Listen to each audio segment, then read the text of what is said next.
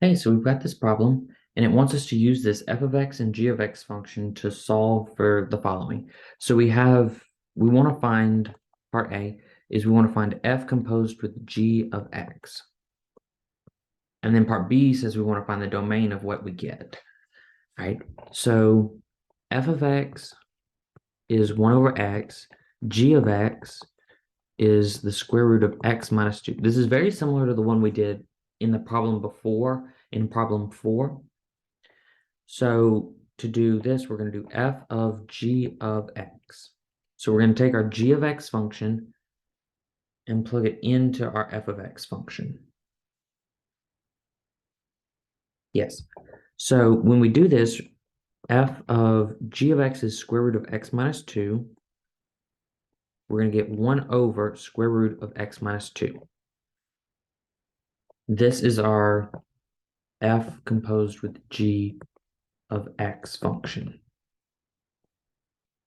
All right.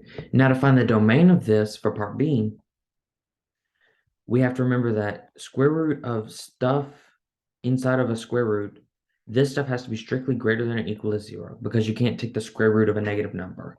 And if we have a fraction with an x in there somewhere, the stuff in the fraction in the denominator has to be not equal to 0 because you can't divide by 0. Then the whole thing, if we had both of these put together, which we do in this case, if we have 1 over square root of stuff with x, the stuff in the square root has to be greater than 0, strictly greater, not greater than or equal to. Because if it equals 0, then we get 0 in the denominator. All right. So for this problem, we have 1 over square root of x minus 2. So this x minus 2 has to be greater than 0. X minus 2 has to be greater than 0.